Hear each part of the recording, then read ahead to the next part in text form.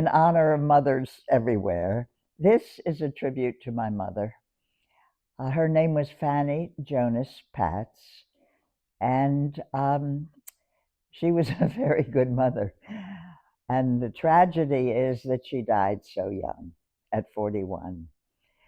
And it took me, this is what's so strange, it took me about 50 years to begin to grieve her death. I was 17 when she died, and it took me about 50 years.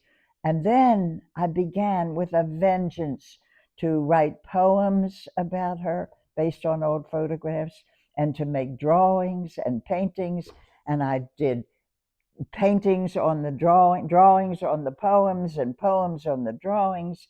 And I did a whole body of work, a couple of years' work about my mother about 50 years after she died. And some of the things are in my book, my memoir, which you can get on the nancypatzbookshop.com. And I'm going to talk to you about some of the things. Here is a drawing, big drawing, that I did of mother and me when I was about 4, sitting outside. You notice this, the canvas chairs and all. And as I say, it took me a long time to begin to do. I think it was interesting. I just found this in the memoir. Here are 2 drawings of me being hugged by her to help me over an elementary school crisis. I won't tell you what it was at the moment, but the fact that I did those 2 drawings. And here are a number of, is here is the the um, the big painting I did of her 50 years later, as I say, when I thought I was all finished with the pencil drawings and the black and white black and white drawings with poems. And I began to do an abstract drawing, and this painting emerged, and this painting hangs in my dining room. And it's a very good likeness of my mother. It was a love story from the very beginning. It is said that my father fell in love with my mother when she walked down the steps into the visiting room at Goucher College. She was a senior. He was a young man there on a blind date arranged by his friend Carl. And the story goes that Daddy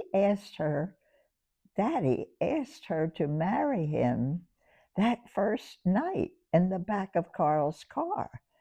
He asked her to marry him, and she said to him, "Harry, you don't even know me."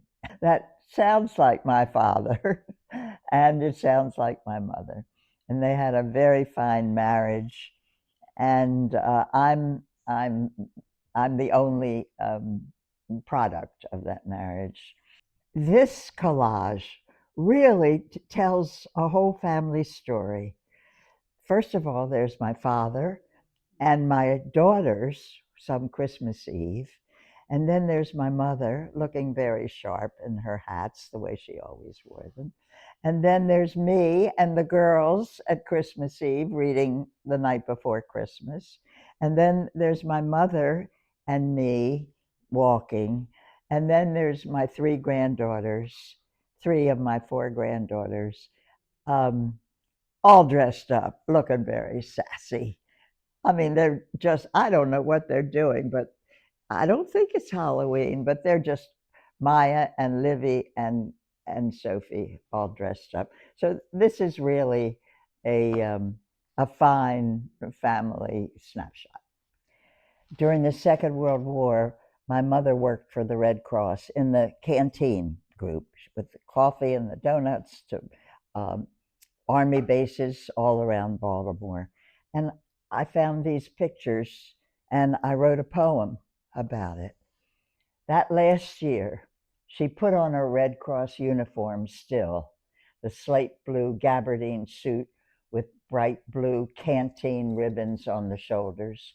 She pinned the Red Cross onto her blouse and gave her cap its usual slightly jaunty tilt. She also found a smile to wear somehow, but in her eyes there was the sad knowledge I see now in the photographs. If only I'd seen it then. And here's a collage that I put together. This is what I mean when I say I put poems on the photographs and photographs on the poems. And this picture is a painting I did of a portrait of my mother that was done by another artist. My father hired this artist to paint her, to paint my mother, looking as smiling and happy as she does there. And I took a copy of that painting and I put around it some of my mother's things. That cloisonne vase is, I still have. And her cups and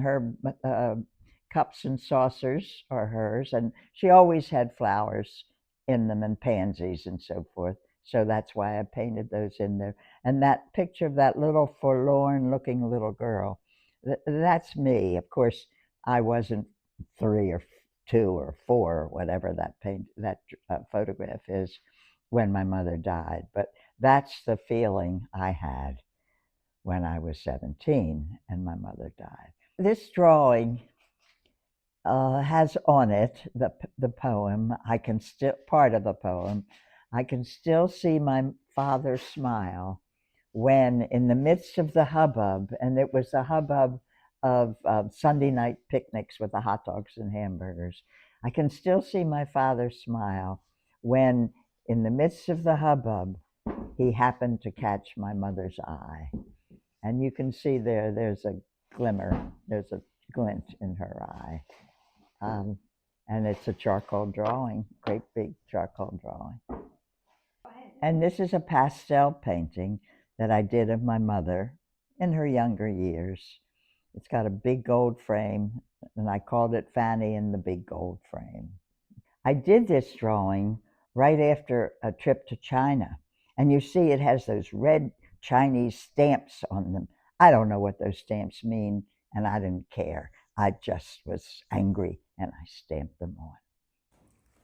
Today, I'm wearing my mother's pin and the ring that I made for her my last year at camp with an onyx stone. And it took me all summer to decide what kind of a stone to put in it. But I gave it to my mother, and of course she appreciated it a lot. So, with this tribute to my mother, I just want to say Happy Mother's Day and pay tribute to all the mothers out there, and with lots of sweet wishes that you have a lovely Mother's Day. And if you want to read more, you can read more in my book, Life on the Page, which you can buy on my website, thenancypatsbookshop.com. And don't forget to subscribe to my channel. And if you want to pay tribute to your mother, you can write her name in the comments section below.